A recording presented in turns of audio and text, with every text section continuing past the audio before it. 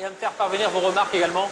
Pourtant, quand arrive le moment de comparer leur glace et une autre sans additifs, ils vont pouvoir se montrer fiers du résultat.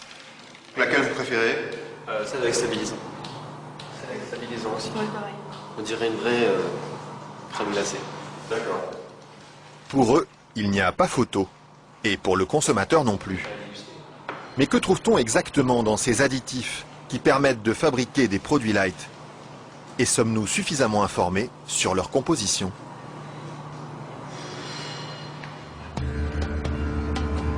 C'est à Vilvoorde, à quelques kilomètres de Bruxelles, que nous sommes allés chercher les réponses. Au bout de cette zone industrielle se cache une usine très discrète, filiale d'un des plus grands groupes chimiques européens. On y fabrique l'un des additifs les plus utilisés par l'industrie, le E441, plus couramment appelé gélatine.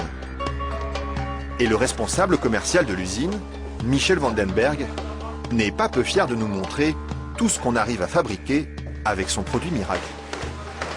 Alors je vais vous montrer quelques exemples des principales applications de la gélatine. On a naturellement le secteur alimentaire qui est l'application la plus importante au niveau mondial. Alors vous avez ici tous les produits gélifiés. Le premier marché pour lui, ce sont les bonbons. Mais on trouve aussi sa gélatine dans des gélules pharmaceutiques, des pellicules photo et même des shampoings. Il y en a partout de produits finalement. Ben, ce serait pas mal qu'il y en ait partout. Mais pour ça, il faut produire toujours plus. Alors ici, l'usine tourne à plein régime. Et la fameuse gélatine de Michel Vandenberg, la voici qui sort, tout au bout de la chaîne.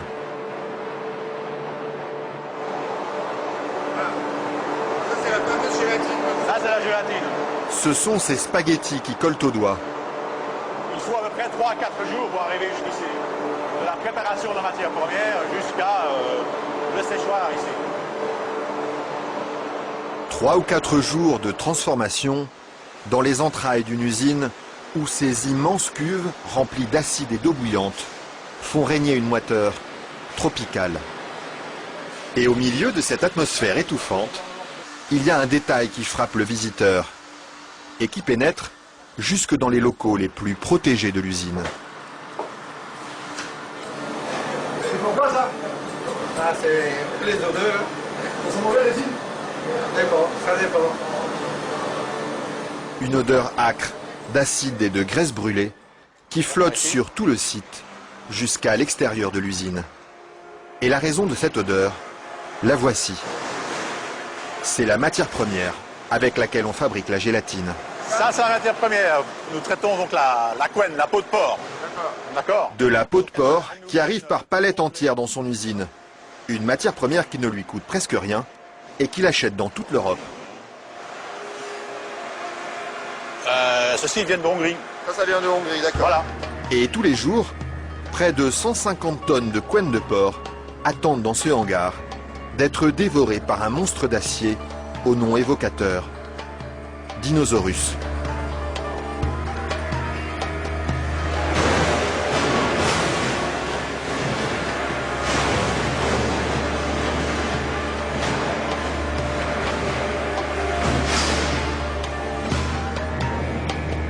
Grâce à cette matière première bon marché, Michel Vandenberg parvient à vendre sa gélatine à moins de 5 € le kilo.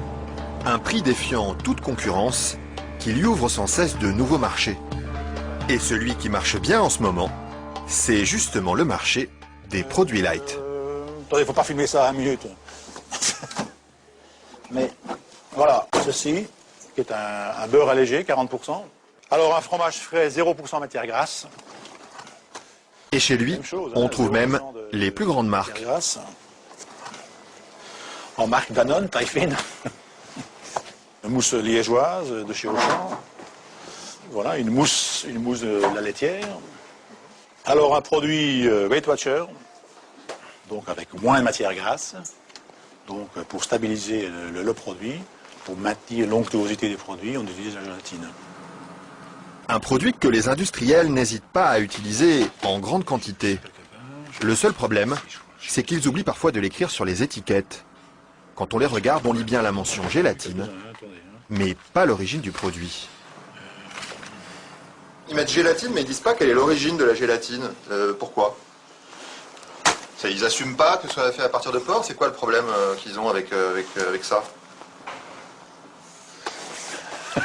Non, mais je veux dire... Non, parce que c'est un problème, c'est un sujet très sensible. Ouais. Parce qu'il y a quand même les minorités, les minorités musulmanes, juives et autres, qui éventuellement ont des problèmes avec ça.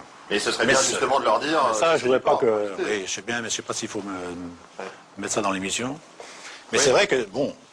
Parce que du coup, ils savent pas si c'est du porc ou de la vache. Du coup, comment ils font pour consommer... C'est ça le problème, il faudrait peut-être leur dire.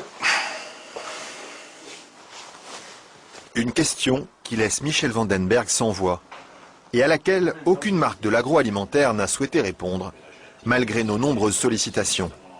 À croire que la gélatine de porc est un sujet sur lequel il préfère rester discret.